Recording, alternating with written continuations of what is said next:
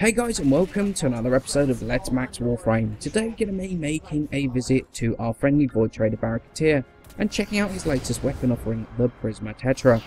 The original Tetra is a corpus rifle that's been in the game for quite some time, however lies forgotten in many players' inventories, my own included. Now however we got this new version, which you can currently buy from the void trader for 400 ducats and 50,000 credits. So what do you actually get for the cost?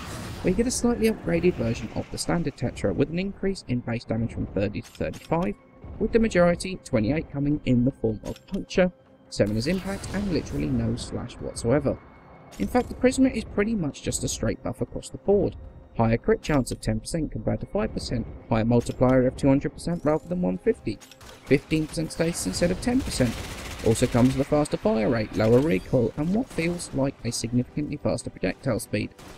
And the base damage increase puts the Prisma Tetra in the top half of automatic rifles, literally making just 0.1 damage behind weapons like the Warframe. And the critical chance, while not worth modding for, as well as that new critical damage, it's a fairly significant buff in terms of the potential damage output of the weapon, since roughly 1 in 10 rounds you're going to hit with double damage, which is not something to be sniffed at. At 15%, the status is just on the verge of being worth modding slightly for, although not going full status build, and I'll show my weapon build a little bit later. So it's all looking pretty good on paper for the Prisma Tetra, right? Well, yes, but it does come with some fairly sizable downsides. Firstly is that puncture really is only any good on the Grineer, and the lack of any slash in it at all does seriously limit this weapon from going to any form of higher level missions. In addition to that, while not horrendously inaccurate, it's inaccurate enough to mean that shots over medium distance can fly left and right of enemy heads if you're going for those headshots, and you may as well forget about heavy caliber, it's only effective as a light show on this thing.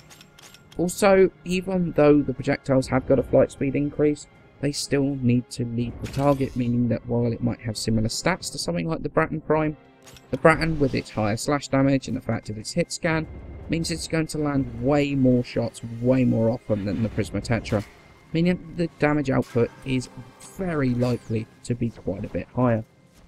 Okay, so let's move on to starting to mod the Prisma Tetra. Now it doesn't come with any polarities as standard, so we're going to add 6 former, which is going to be 3 Vs and 3 dashes. Now we've got a few mods that are remaining the same between all 3 of our builds. Now I've got 3 fairly different builds for this weapon. So we've got Serration for damage, Split Chain for multi-shot, Shred for fire rate as well as the punch through, and we've got Vile Acceleration on there as well to really push up that fire rate. Now for this first build we're going to obviously take advantage of the status a little bit. 53% status isn't too bad when you've got a 15.5 fire rate. So we're going to go with 2 dual stats and 2 90% elemental mods. And this is actually fairly good. You're going to get a lot of procs from this, and I'm really enjoying this sort of hybrid status and elemental build. However, if you don't really want to go for the status, you want to go full elemental, you can obviously go with the elemental mods, and this is with a ammo mutation on there as well. If you don't want the ammo mutation, you could switch out and you could use a piercing caliber. That works as well, or a Bane mod, or another elemental, that also works. Now, in all honesty, out of the 3 builds, I'm having the most fun with the status build.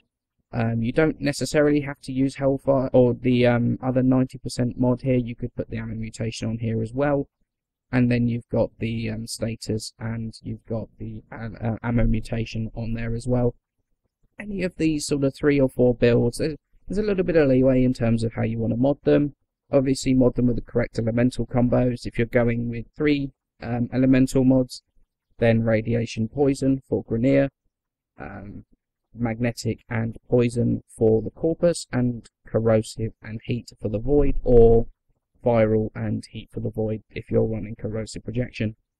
And pretty much, yeah, either of these 3 builds, 4 builds, will do you pretty well with the Prisma Tetra. So is it worth the ducats and the credit cost to pick one up? And I'm going to say yes, it is. Look, the Prisma Tetra is clearly a mid-tier weapon. It's honestly actually not that good, funnily enough.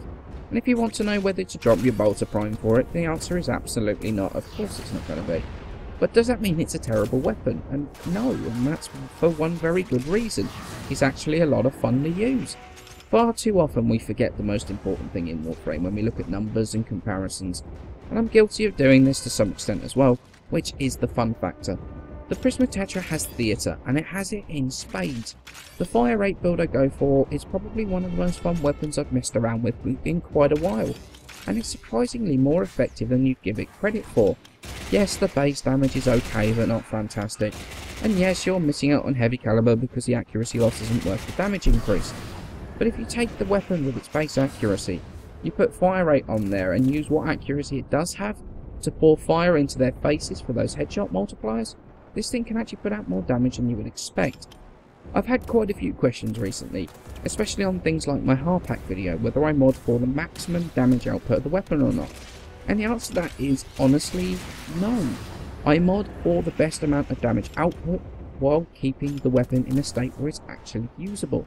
Take the Prisma Tetra for example. I could have put heavy caliber on there and ignored the fact that it couldn't hit the broadside of a barn if it was inside the barn.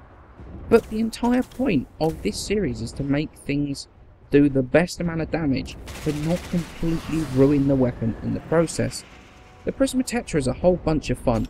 It's not that good a weapon. There are many way better than it.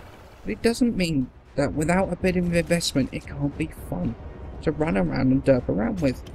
Not every single weapon in the game needs to be a 60-minute T4 survival weapon. In fact, I'm glad that they aren't, because it leads to a huge amount of power creep, and that seriously is not good for anybody. Now, if you were thinking of modding this slightly differently, there's a whole bunch of personal preference stuff you can do. If you don't have piercing caliber, you could put another elemental on, you could put another Bane mod on, you could use a dual stat. It kind of depends on what you really want to do with that. And a mutation is something I would recommend with the fast firing build if you're on endless missions, since it does have a tendency to run out of ammo pretty quick when the enemy levels get that little bit higher. The best thing about this build is that there is a lot of room for those personal touches that really make the weapon play like you want it. And I love weapons like that, for sure. Now in terms of the other Void Trader stuff, he is offering the Prisma Hecate Sindana, which does look alright. And it's a non-platinum Sindana that you can use for your arcane enhancement. Definitely not a bad thing to pick up. Prime Heavy Trauma, which for me is an absolute must pick up, at least in my opinion. That mod on something like the Jack Kitag is fantastic, and I've got it maxed. It's definitely worth it, at least in my eyes. And the Prime Slip Magazine, which honestly is pretty much utter garbage and not worth picking up at all in my opinion. There is not a single weapon in the game I would use that on, even though for OCD's sake I've already got it halfway from rank 9 to rank 10. So the Prisma Tetra, reasonable damage, average stats for the rest of it. It's not a very good weapon, definitely mid-tier for sure, but I can't put it down. I've had a blast leveling this thing, and a blast making the video. Just goes to show that you don't have to have the best weapons in the game to have a whole bunch of fun with it. As always guys, many thanks for watching. More Update 17 content coming on Monday. Time for me to have a day off to recharge the battery slightly. So I shall see you on Monday in the next episode.